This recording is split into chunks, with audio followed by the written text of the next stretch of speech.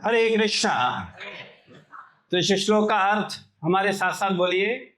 भक्त प्रहलाद महाराज ने उत्तर दिया, हे असुर श्रेष्ठ दैत्यराज,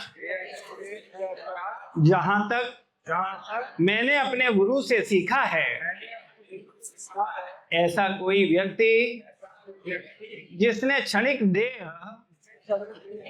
तथा क्षणिक गृहस्थ जीवन स्वीकार किया है, वह निश्चय ही चिंताग्रस्त रहता है, क्योंकि वह ऐसे अंधे कुएं में गिरा हुआ है जहां जल नहीं रहता।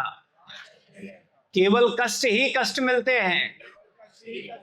मनुष्य को चाहिए कि वह इस स्थिति को त्याग दे और वन में चला जाए। स्पष्ट अर्थ यह है कि मनुष्य को चाहिए कि वह वृंदावन जाए, जहां केवल कृष्ण भावनामृत व्याप्त है, और इस प्रकार वह पूर्ण पुरुषोत्तम भगवान की शरण ग्रहण करे। तो इसका तात्पर्य प्रभुपाद जी के द्वारा है। हम लोग तात्पर्य को पढ़ेंगे, बड़ा ध्यान से सुनिए 5 मिनट, और उसके बाद हम लोग इस पे चर्चा करेंगे। हिरण्यकश्यपु ने सोचा था कि भक्त प्रहलाद अभी छोटा सा अनुभवहीन बालक मात्र है, अतएव वह कुछ ऐसा उत्तर देगा जो मन को भाने वाला होगा, किंतु व्यवहारिक नहीं होगा। किंतु भक्त प्रहलाद महाराज ने उच्च भक्त होने के कारण शिक्षा के समस्त गुण प्राप्त कर लिए थे, जिसकी भगवान श्री कृष्ण में अविचल भक्तिमयी श्रद्धा होती है। वह निरंतर भगवान श्री कृष्ण तथा देवताओं के समस्त सद्गुण प्रकट करता रहता है, किंतु जिसमें पूर्ण पुरुषोत्तम भगवान की भक्ति नहीं होती, उसमें सद्गुण नहीं पाए जाते, क्योंकि वह मानसिक कल्पनाओं के द्वारा भौतिक जगत में व्यस्त रहता है, जो श्री भगवान का वाह्य स्वरूप है। तथा कथित शिक्षित दार्शनिक तथा वैज्ञानिक जो केवल बौद्धिक स्तर को प्राप्त होते हैं, सत अर्थात शाश्वत तथा असत अर्थात क्षणिक में अंतर नहीं कर पाते। वैदिक आदेश है असतो मां ज्योतिर्गर्म। प्रत्येक व्यक्ति को चाहिए कि नश्वर स्तर को त्याग कर शाश्वत स्तर को प्राप्त करे। आत्मा शाश्वत है और शाश्वत आत्मिक विषय कथाएं वास्तविक ज्ञान है। अन्यत्र कहा जाता है अपेक्षताम अमृत तत्वम ग्रहेषु ग्रह मेधिनाम। जो देहात्म बुद्धि से जुड़े रहते हैं और जो भौतिक इंद्रिय सुख के स्तर पर गृहस्थ के रूप में जीवन से चिपके रहते हैं, वे शाश्वत आत्मा के कल्याण को नहीं देख सकते। भक्त प्रहलाद महाराज ने इसकी पुष्टि यह कहकर की कि मनुष्य यदि जीवन में सफलता की आकांक्षा करता है, तो उसे उचित स्रोत से तुरंत यह समझ लेना चाहिए कि उसका स्वार्थ किसमें है और आध्यात्मिक चेतना में वह अपने जीवन को किस प्रकार ढाले। मनुष्य को चाहिए कि वह अपने आप को भगवान श्री कृष्ण का अंश समझे और निश्चित आध्यात्मिक सफलता हेतु उनके चरण कमलों में पूर्णतया समर्पण हो ले। इस भौतिक जगत में प्रत्येक व्यक्ति देहात्म बुद्धि के कारण जन्म जन्मांतर तक कठिन जीवन संघर्ष करता रहता है। अतएव भक्त प्रहलाद महाराज ने संस्तुति की कि इस बारंबार जन्म मृत्यु की भौतिक दशा को रोकने हेतु मनुष्य को वन में चले जाना चाहिए। वर्णाश्रम प्रणाली में मनुष्य प्रथम ब्रह्मचारी बनता है, फिर गृहस्थ, तब वानप्रस्थ और अंत में सन्यासी। वन में जाने का अर्थ है वानप्रस्थ जीवन स्वीकार करना, जो गृहस्थ जीवन तथा सन्यास के बीच का जीवन है। जैसा कि विष्णु पुराण में पुष्टि हुई है, वर्णाश्रमा चारवता पुरुषेण परः पुमान विष्णुराध्यते। वर्ण तथा आश्रम की प्रथा को स्वीकार करके मनुष्य अपने आप को पूर्ण पुरुषोत्तम भगवान श्री विष्णु की पूजा करने के स्तर तक बड़ी सरलता से उठा सकता है।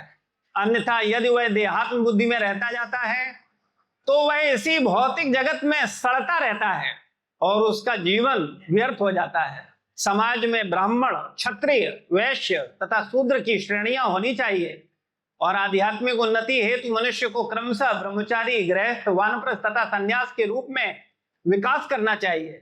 भक्त प्रहलाद महाराज ने संस्तुति की कि उनके पिता को वानप्रस्थ जीवन स्वीकार कर लेना चाहिए, क्योंकि देहात्म बुद्धि के कारण वे और अधिक आसुरी मनोवृत्ति वाले हो रहे थे। भक्त प्रहलाद ने अपने पिता से कहा कि उनके लिए वानप्रस्थ जीवन स्वीकार करना श्रेयस्कर होगा, न कि गृहस्थ के रूप में ग्रह अंधकूपम अर्थात पारिवारिक जीवन के अंधे कुएं में गहरे गिरते जाना। अतएव हम अपने कृष्ण भावनामृत आंदोलन में विश्व के समस्त पुरुषों को वृंदावन आने हेतु तथा यहाँ पर निवृत्त जीवन बिताने और कृष्ण भावनामृत में उन्नति करने हेतु आमंत्रित करते हैं। ओम अज्ञानतिमिरान्धस्य ज्ञानाञ्जनशलाकया चक्षुरुन्मिलितं येन तस्मै श्रीगुरवे नमः। श्रीचैतन्यमनोभीष्टं स्थापितं येन भूतले स्वयं रूपा कदा मह्यं ददाति स्वपदान्तिकम्। वन्देऽहं श्रीगुरु श्रीयुतपदकमलं श्रीगुरुन् वैष्णवांश्च श्रीरूपं साग्रजातं सहगण रघुनाथान्वितं तं सजीवं सावद्वैतं सावधूतं परिजन सहितं कृष्ण चैतन्य देवं श्री राधा कृष्ण पादां सहगण ललिता श्री विशाखान्वितांश्च। हे कृष्ण करुणा सिंधु दीनबंधु जगत्पते गोपेश गोपिका कांत राधा कांत नमोस्तुते। तप्त कांचनी गौरांगी राधे वृंदावनेश्वरी वृषभानुसुते देवी प्रणमामि हरिप्रिये। वाञ्छा कल्पतरुभ्यश्च कृपा सिन्धुभैव च पतितानां पावनेभ्यो वैष्णवेभ्यो नमो नमः। जय श्री कृष्ण चैतन्य प्रभु नित्यानंद श्री अद्वैत गदाधर श्रीवासादि गौर भक्त वृंद। हरे कृष्णा कृष्णा कृष्णा हरे हरे, हरे राम राम राम हरे हरे। नमो विष्णुपादाय कृष्ण पृष्ठाय भूतले श्रीमते भक्ति वेदांत स्वामी नित्य नामने।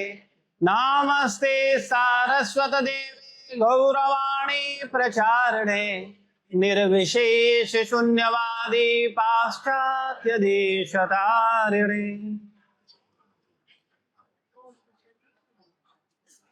हरे कृष्णा। तो आप सब ने प्रहलाद महाराज और नरसिंह भगवान की कथा सुनी होगी। यहां पर दो मानसिकताओं का वर्णन है। एक प्रहलाद का मानसिकता, प्रहलाद के विचार, प्रहलाद के भाव, और दूसरा उनके पिताश्री हिरण्यकश्यपु उनके विचार, उनकी भावना, उनकी सोच, उनकी समझ। और भगवान किन पर कृपालु होते हैं, भगवान किन पर दया करते हैं, भगवान किससे प्रसन्न होते हैं, ये हमें इस कथा से सीखने को मिलेगा। आप सब लोग मंदिर आते हो, आप मंदिर क्यों आते हो? भगवान को नाराज करने या प्रसन्न करने? तो प्रसन्न करने के लिए आपको क्या करना होगा? हिरण्यकश्यपु की मानसिकता को स्वीकार करना होगा। किसकी? प्रहलाद महाराज की। अभी अपने आप को कितने लोग मानते हैं कि हम भगवान के भक्त हैं, हम तो प्रहलाद महाराज की कैटेगरी में आते हैं? कितने लोग हैं ऐसे? हाँ, कुछ लोग हैं प्रहलाद महाराज जैसे। ये लोग अपने को जानते नहीं हैं। वास्तविकता में हम सब हिरण्यकश्यपु की मानसिकता वाले हैं। कैसे? आप विचार करिए। हिरण्यकश्यपु की क्या मानसिकता थी कि ब्रह्मा जी के लोक तक, ऊपर तक अपना साम्राज्य रहे, हमारी ही तूती बोले, जो हम कहें वही हो, हमारे हिसाब से इंद्र चंद्र वरुण सब हमारे हिसाब से चले। और उनको तो छोड़ो, बुरा मत मानना, आप तो परब्रह्म परम भगवान को भी अपने हिसाब से चलाना चाहते हो। आज भगवान आ गए, देखो बेटा का विवाह करवा ही देना, बेटी का काम हो जाना चाहिए, उसे अच्छा वर मिल जाना चाहिए, नौकरी लग जानी चाहिए। भगवान, हम भगवान की सेवा करने आते हैं या भगवान को सेवा देने आते हैं? जो करने आते हैं वो प्रहलाद महाराज की मानसिकता वाले हैं, और जो भगवान को सेवा में लगाने आते हैं वो हिरण्यकश्यप की मानसिकता वाले हैं। क्योंकि वो क्या बोलते हैं कि भगवान आप ऐसा करो, आपको ये करना है, आपको ऐसा करना है। हिरण्यकश्यप सुखी था कि प्रहलाद सुखी थे? सच में, जिसका पिता शत्रु हो, मार डालना चाहता हो, आप कह रहे हो वो सुखी थे? और हिरण्यकश्यप दुखी था, अशांत था। जिसका स्वर्ग लोक पर राज्य है, ब्रह्मा के लोक से नीचे तक सारे लोग उसके अधीन हैं। इंद्र, चंद्र, वरुण, वायु, ये सब झाड़ू लगा रहे हैं, पोंछा लगा रहे हैं, उसके इशारे पे काम कर रहे हैं। आप कह रहे हो वो दुखी है? और जिसका पिता ही शत्रु बन गया है, मार डालना चाहता है, आप कह रहे हो वो सुखी है? तो भगवान मित्र थे तो कितने लोगों को शिकायत है, प्रहलाद महाराज को इतनी यातना दिलवाई, तब आए भगवान, पहले ही आ जाते।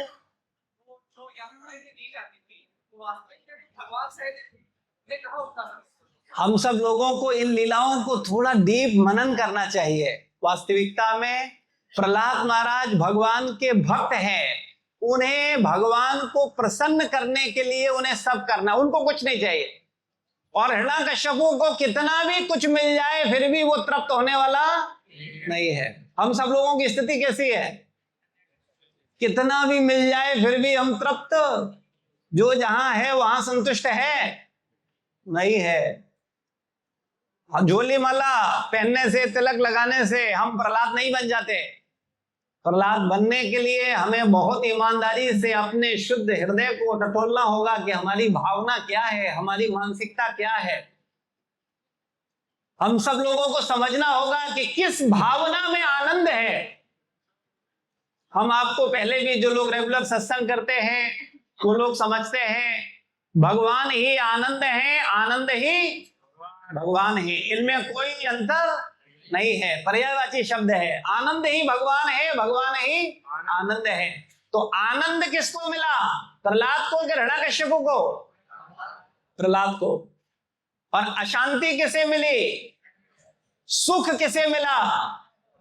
हिरण्यकश्यप को। हिरण्यकश्यप के पास सुख था, आनंद नहीं था।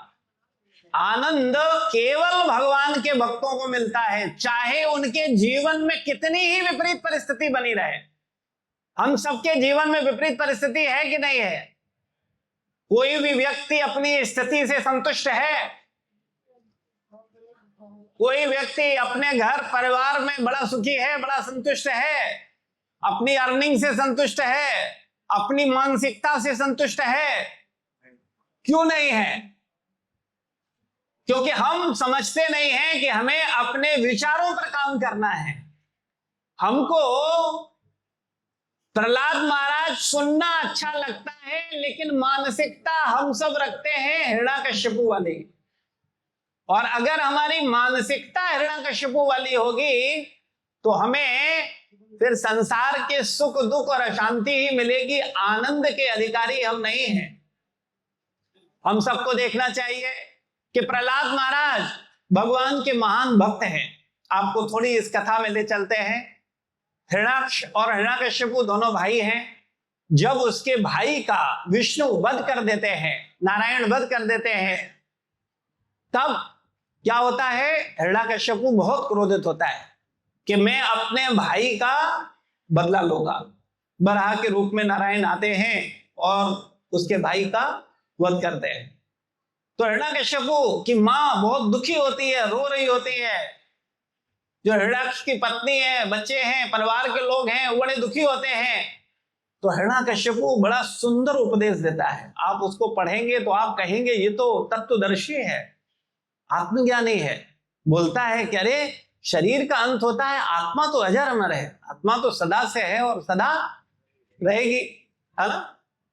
हम लोग भी ऐसे प्रवचन करते ही हैं जैसे हिरण्यकश्यप बोल रहा है, लेकिन वास्तविकता में हमारे हृदयों में वही भावना है जो हिरण्यकश्यप की है। तो हिरण्यकश्यप बोलता है कि भाई लेकिन मैं बदला लूंगा, मैं विष्णु को मार दूंगा। और इसके लिए वो क्या करता है? तपस्या करता है। अब संसार में लोगों ने ब्रह्मा विष्णु महेश ये तीन को ही त्रिदेव हैं, तो वो विष्णु से को मारना चाहता है, तो वो ब्रह्मा जी को चुनता है कि ब्रह्मा जी की हम उपासना करेंगे और उनको प्रसन्न करेंगे और उनसे वरदान लेंगे, शक्ति लेंगे, और उसके बाद हम किसको खत्म करेंगे? नारायण विष्णु को खत्म करेंगे।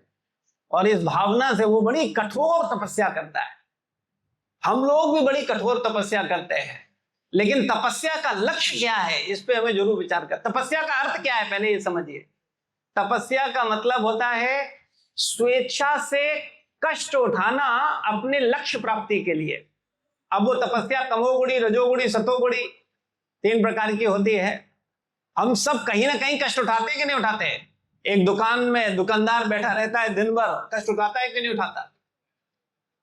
एक जॉब करता है व्यक्ति, दिन रात सुबह से शाम तक भागता है, कष्ट उठाता है कि तपस्या करता है कि नहीं करता है?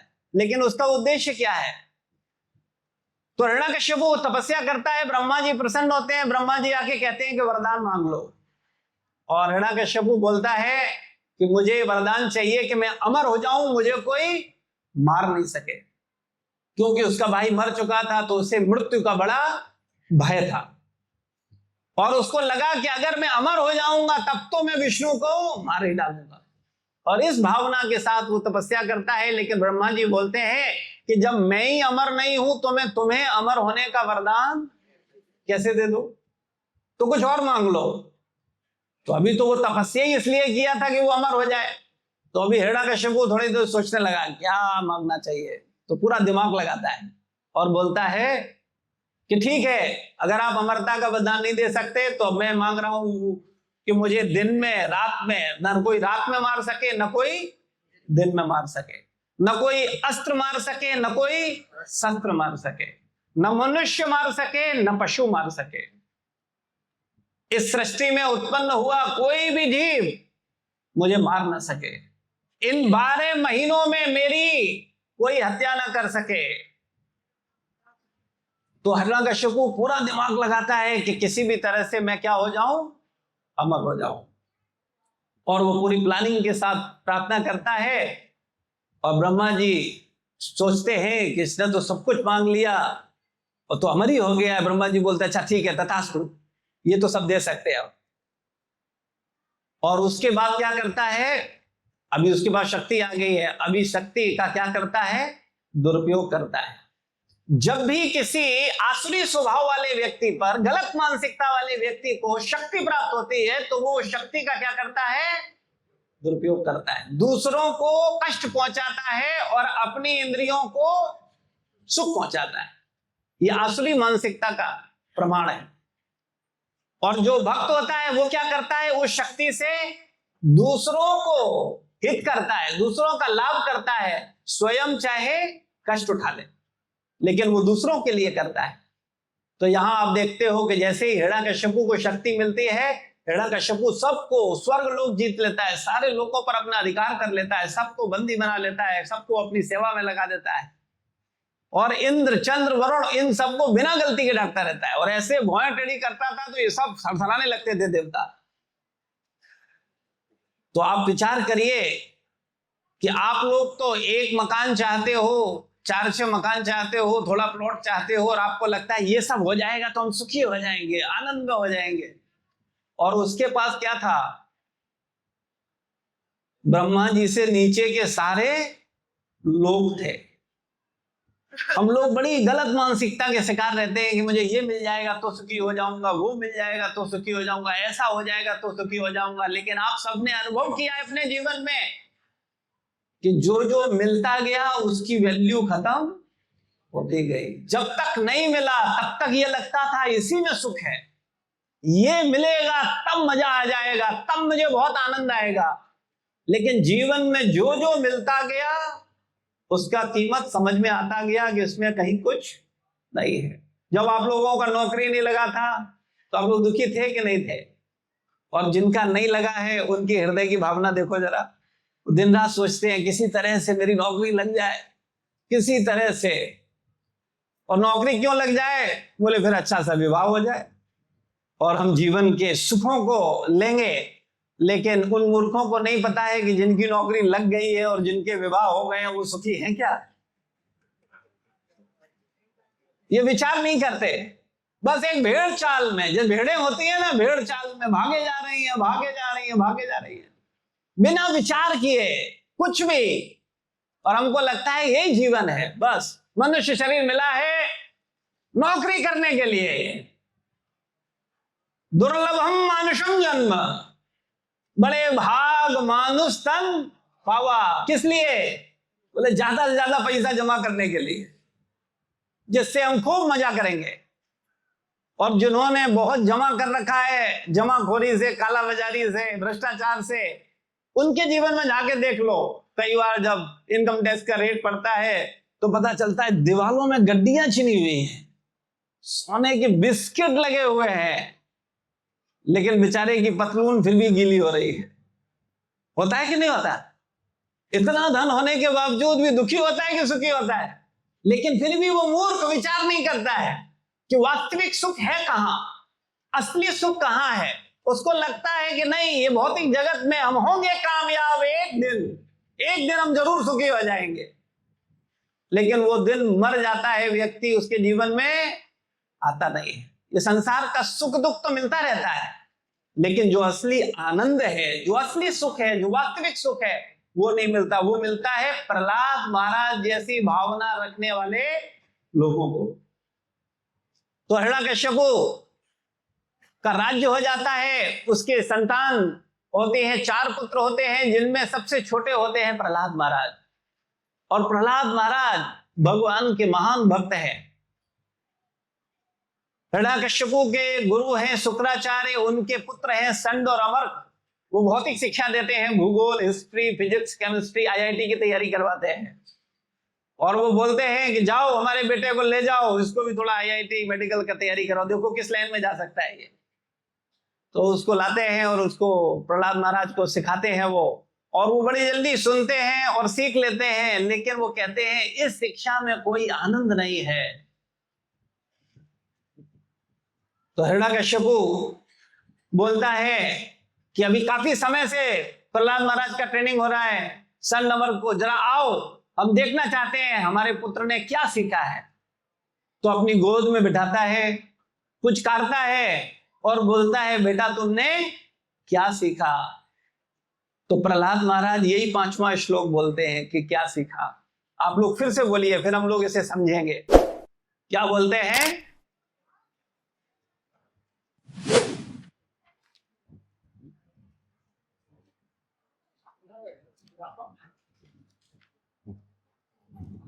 ये 5वें अध्याय का 7वें स्कंद के 5वें अध्याय का 5वां श्लोक है। इसका अर्थ हमारे साथ बोलिए। श्री प्रहलाद वाचा, श्री प्रहलाद ने कहा, प्रहलाद महाराज ने कहा, हे असुर श्रेष्ठ दैत्यराज। किसको बोल रहे हैं? अपने पिताजी को। क्योंकि असुरों में क्या है? श्रेष्ठ हैं। दैत्यों में क्या है? राजा है, दैत्यराज। जहां तक मैंने अपने गुरु से सीखा है, ऐसा कोई व्यक्ति जिसने क्षणिक देह तथा क्षणिक गृहस्थ जीवन स्वीकार किया है, वह निश्चय ही चिंताग्रस्त रहता है। रहता है कि नहीं रहता है? यहां कोई गृहस्थ ऐसा है जिसे चिंता ना हो? हाथ खड़ा करे जरा। नहीं है ना?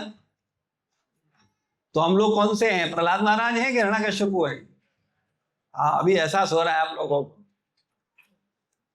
तो बोलते हैं कि ऐसा कोई व्यक्ति जिसने क्षणिक देह तथा क्षणिक गृहस्थ जीवन स्वीकार किया, वह निश्चय ही चिंताग्रस्त रहता है, क्योंकि वह ऐसे अंधे कुएं में गिरा हुआ है जहां जल नहीं रहता, केवल कष्ट ही कष्ट मिलते हैं। अंधकूपम, अंधकूपम का मतलब होता है जिसमें जल नहीं होता, कुआं सूख जाता है और कुएं के ऊपर झाड़ियां जम जाते हैं तो कोई व्यक्ति जब चलता है और अचानक उसको लगता है ये तो घास है, लेकिन जैसे ही उस पर पैर रखता है वो कुएं में चला जाता है, तो उसको क्या बोलते हैं? अंधकूपम। और जब नीचे जाता है तो घबरा जाता है, घबराने पर प्यास लगती है, लेकिन वो क्या है? सूखा हुआ है, वहां उसकी प्यास बुझती नहीं है।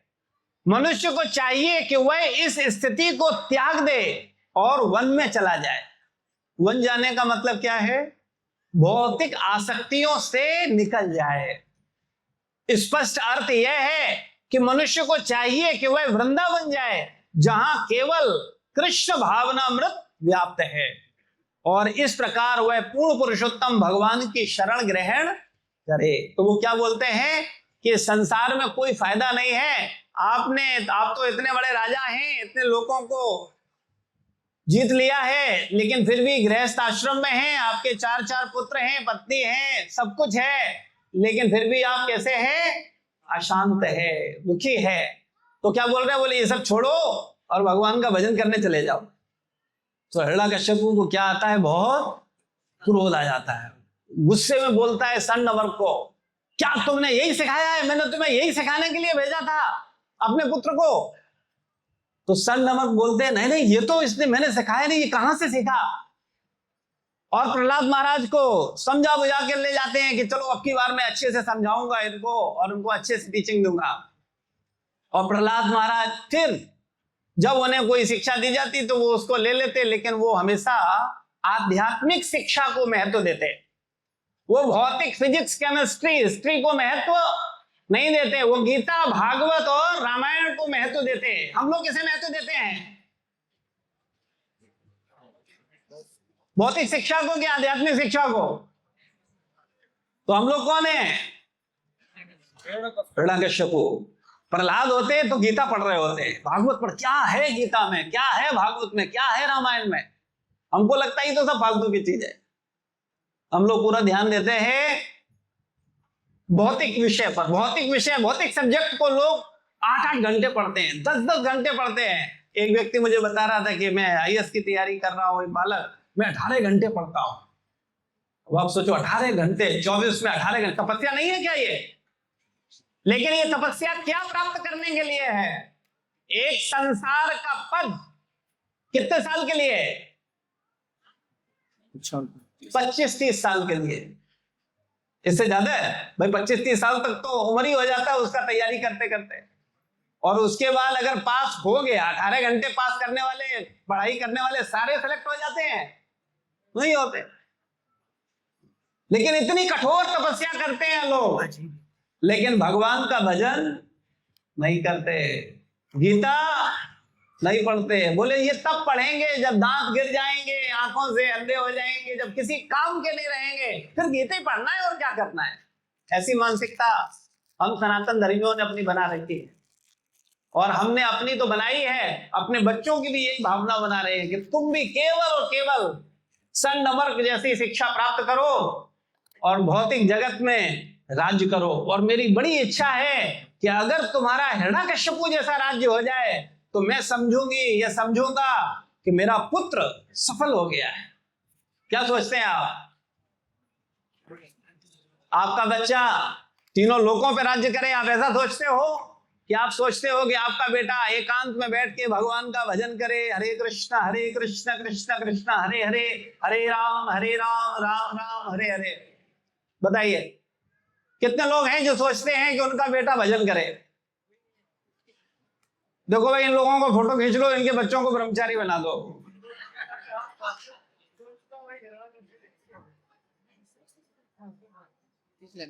खींच लिया है, फोटो खींच लिया है। हम लोग बाद में संपर्क करेंगे माताओं से, प्रभु जी से, तब वो लोग कहेंगे अरे अरे हमने तो मजाक में बोला था, हमको सीरियस नहीं है।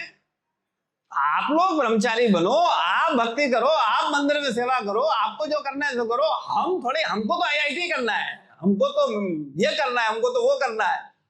तो देखो कोई बात नहीं, आप भौतिक जीवन में नौकरी करो, अच्छे धन अर्जन करो, उसकी कोई बुराई नहीं है, लेकिन आप भक्ति को भी गंभीरता से लो, आप गीता को भी गंभीरता पूर्वक समझो, सत्संग में आकर के सिद्धांतों को समझो कि वास्तविकता में हमारी स्थिति क्या है।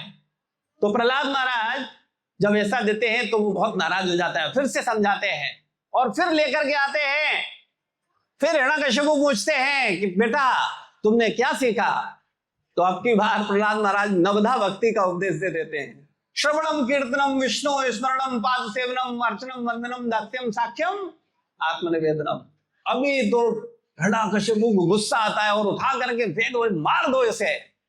अब आप सोचो, रक्षक ही भक्षक बन जाए, इससे बुरी स्थिति क्या हो सकती है? भाई बाहर का शत्रु हो तो उससे बचा जा सकता है, अब पिता ही शत्रु हो जाए, जिसके घर में रह रहे हो वो आपको जहर दे दे, गला काट दे, सांप से कटवा दे, अगर आपकी ऐसी स्थिति हो कि आपके पिताजी आपको मारने पर आ जाएं, तो ईमानदारी से क्या करेंगे हम लोग? हम लोग क्या करेंगे? भाग जाओगे कि पिताजी को ही टपका दोगे?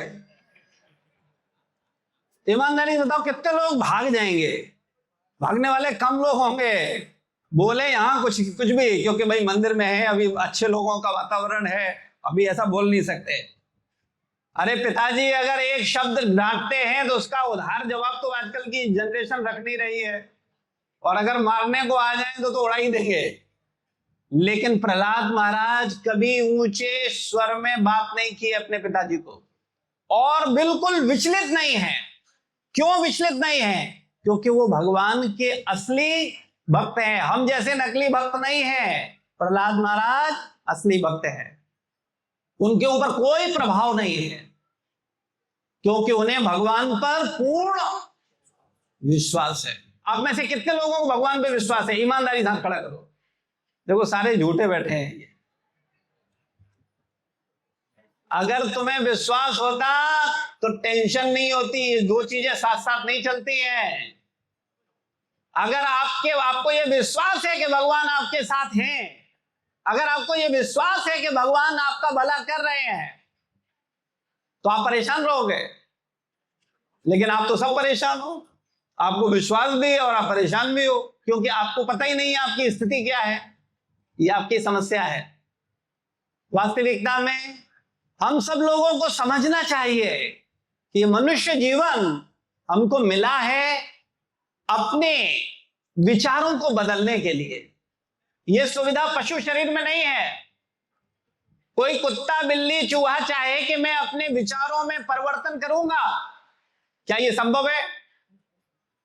लेकिन मनुष्य चाहे तो अपने विचारों में परिवर्तन कर सकता है। लेकिन हम लोग विचारों में परिवर्तन कर नहीं रहे। हमारे विचार और पशु के विचार एक जैसे हैं। पशु क्या विचार करता है? आहार, निद्रा, भय, मैथुन। हम लोग क्या विचार करते हैं? वही चार कार्य। जो पशु चिंतन कर रहा है वही हम चिंतन कर रहे हैं। इन चिंतन को छोड़कर भगवत चिंतन में कितने लोग जाना चाहते हैं? बोले नहीं नहीं ये तो हो ही जाएगा। अच्छा मुझे एक बात बताओ, आप में से कोई व्यक्ति किसी मंदिर में दुख मांगने आया, राधा रमन बिहारी मंदिर आया, भगवान थोड़ा दुख दे दो मुझे, 2 किलो दुख दे दो, कोई मांगा आज तक?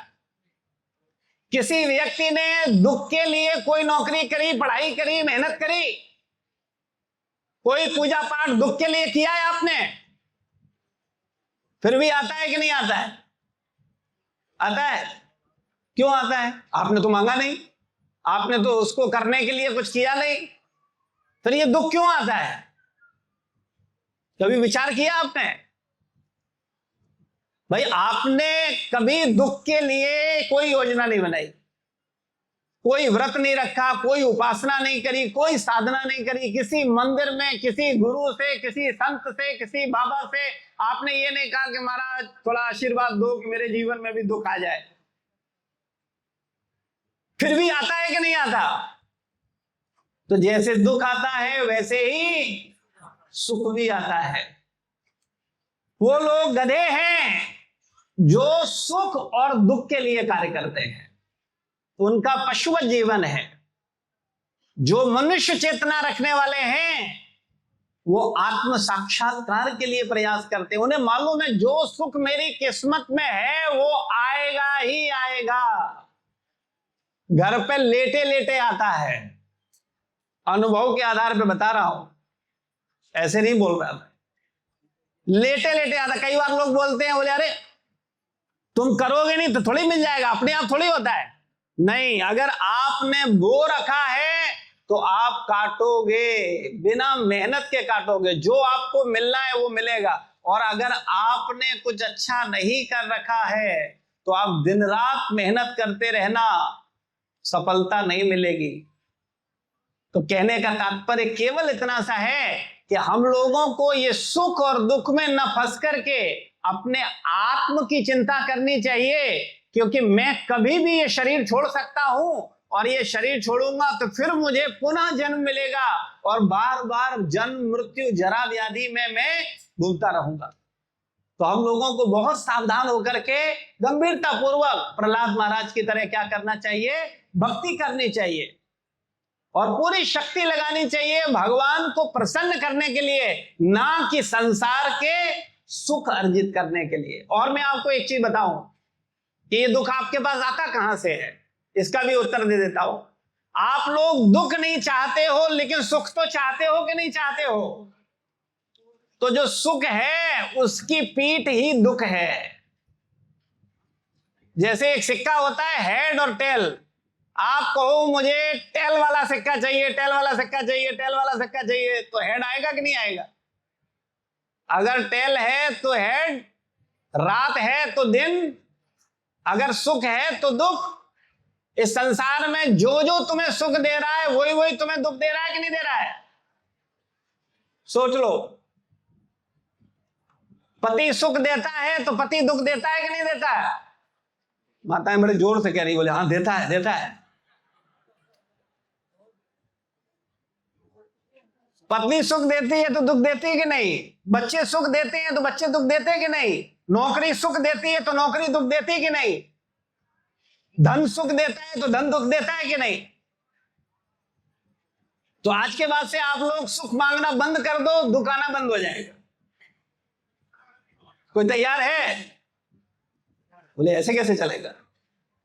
वाह, फिर तो जीवन ही खत्म हो गया। अगर हम सुख नहीं चाहेंगे तो फिर क्या आनंद, लेकिन विश्वास नहीं है। स्वल्प पुण्य वतम राजन विश्वास नेव जायते। थोड़े पुण्य जिनके होते हैं उन्हें विश्वास ही नहीं होता। बोले हम नौकरी नहीं करेंगे, हम गधा नहीं बनेंगे तो घास नहीं मिलेगी। गधा क्या सोचता है कि मैं जब तक ये पीठ पे बोझा नहीं ढोऊंगा तो मुझे घास खाने को। लेकिन क्या ये सही बात है? घास तो चारों तरफ है। गधे को कोई इतनी मेहनत करने की आवश्यकता नहीं है घास के लिए। वो अगर भागेगा घर से, धोबी के चक्कर से छूटेगा तो क्या करेगा? चारों तरफ घास से खाएगा आराम से। और हम लोगों को क्या लगता है हम होंगे कामयाब एक दिन, और वो दिन किसी के जीवन में आया? आपके दादा के दादा के जीवन में आया? किसी के आया? आपके आ जाएगा? नहीं आएगा। समझिए, कृपया समझिए। तो प्रहलाद महाराज जब ऐसा करते हैं, उनको मारने की योजना बनाई जाती है, लेकिन भगवान उनकी रक्षा करते हैं और भगवान उनको हर विपरीत परिस्थिति से बचा लेते हैं। उनके ऊपर किसी जहर का प्रभाव नहीं पड़ता, उनको पहाड़ों से फेंका जाता है, उनको कोई, क्योंकि भगवान उनको आके क्या करते हैं, गोद में ले लेते हैं। तो जब हिरण्यकश्यप देखता है कि ये तो किसी भी तरह, बोल रहा हूं इसको मार दो लेकिन कोई मार नहीं पा रहा है, तो हिरण्यकश्यप क्या बोलते हुए, लेके आओ, मैं ही इसको आज निपटा देता हूं। तो आज का ही दिन था, चतुर्दशी थी, और हिरण्यकश्यप क्या करता है, प्रहलाद महाराज को बोलता है, क्या तुम बहुत भगवान भगवान करते हो, कहां है तुम्हारा भगवान, दिखाओ, इतना विश्वास तुम्हें, कहां है तुम्हारा भगवान? तो प्रहलाद महाराज बोलते हैं, हमारा भगवान तो कण कण में है। आप सबने सुना है कि नहीं कि कण कण में भगवान है? तो प्रहलाद महाराज बोलते हैं कण कण में है। तो हिरण्यकश्यप बोलते हैं, अच्छा क्या इस खंबे में है? तो प्रहलाद महाराज बोलते हैं, हाँ इस खंबे में भी है। तो वो गुस्से में आके क्या करता है, खंबे को प्रहार करता है, और जैसे ही खंबे पे प्रहार करता है, खंबे को फाड़ते हुए प्रकट होते हैं नरसिंह देव भगवान की। और जैसे ही नरसिंह भगवान आते हैं, आंधी आ जाती, जैसे अभी आई थी ना, ऐसे चारों तरफ बादल घिर जाते हैं, आंधी आ जाती है, और भगवान क्या करते हैं, हिरण्यकश्यप को उठा लेते हैं और अपनी जंगा पर बिठा लेते हैं, और घर की देहरी पर बैठते हैं, और हिरण्यकश्यप को बोलते हैं कि मेरे भक्त ने तुम्हें आशीर्वाद दिया था, मैं अपने भक्त के समस्त वचनों को पूरा करते हुए तुम्हारा हरि बोल करूंगा। ठीक है, और उसको बताते हैं कि देखो तुमने क्या मांगा था, न तुम आसमान में मरो ना जमीन में मरो, तो तुम कहां हो, मेरी जंगाहों पे हो, ना आसमान में हो ना जमीन पे हो। वो तुमने कहा था अंदर मरे ना बाहर बने, तो तुम देहरी पर हो घर की, ना अंदर है ना बाहर है। तुमने कहा था 12 महीनों में न मरे, तो ये अधिक मास है, इसमें मैं तुम्हें मार रहा हूं। तुमने कहा था न पशु से मरे न मानव से मरे, तो ना मैं पशु हूं ना मैं मानव हूं। तुमने कहा था ब्रह्मा की सृष्टि में किसी जीव से न मरूं, तो मैं ब्रह्मा की सृष्टि से परे हूं, मैं ब्रह्मा द्वारा नहीं रचा गया हूं, बल्कि ब्रह्मा मेरे द्वारा रचे गए हैं।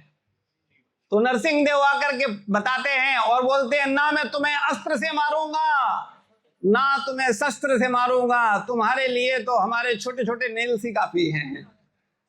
और क्या करते हैं, उसका पूरा पेट फाड़ देते हैं और आंतों को लपेट लेते हैं और जोर जोर से दहाड़ते हैं।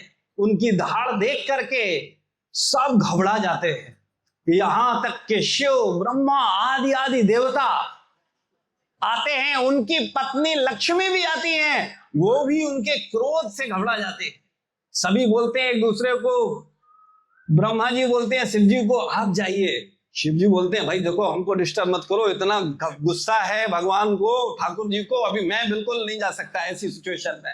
शिव जी बोलते हैं लक्ष्मी जी को, देखो भाई तुम तो उनकी पत्नी हो, रोज चरण दबाती हो, पति का मूड खराब होता है तो पत्नी ठीक कर देती है, बोले आप जाइए। लक्ष्मी बोलती है नहीं नहीं नहीं, अभी तो मेरा बस का नहीं है मामला, ये आउट ऑफ स्थिति है, अपने भक्त को परेशान देख करके भगवान बहुत क्रोधित हैं, अभी मैं नहीं जा सकती, उनको डिस्टर्ब करने मेरी हिम्मत नहीं है उनके पास जाएं। तो सब लोग बोलते हैं जिसके लिए भगवान प्रकट हुए हैं उसको प्रहलाद महाराज को बोलते हैं, और प्रहलाद महाराज बड़े बिना, उन्हें कोई भय नहीं है, आप सोचो विचार करो, और बड़े प्रेम से नरसिंह भगवान का सारा गुस्सा खत्म हो जाता है, प्रहलाद महाराज को ले लेते हैं और प्यार से जीभ से चाटने लगते हैं, दुलार करने लगते हैं, और भगवान नरसिंह देव का पूरा क्रोध खत्म हो जाता है। तो अगर आप प्रहलाद बनेंगे तो आपको भगवान प्यार करेंगे, और अगर आप हिरण्यकश्यपु बनेंगे तो भगवान आपका हरि बोल करेंगे। तो आपको हरि बोल करना है या प्यार करवाना है बताइए? तो प्यार करवाना है तो आपको प्रहलाद की मानसिकता में जाना होगा। तो प्रहलाद महाराज की शिक्षाएं श्रीमद् भागवतम 7वें स्कंद में है, उनको पढ़ो और उनके अनुसार जीवन जियो, आप प्रहलाद महाराज जैसे हो जाओगे। श्रील प्रभुपाद की, गुरु महाराज की, नरसिंह देव की, प्रहलाद महाराज की, निताई गौर प्रेमानंदे, हरि हरि बोल।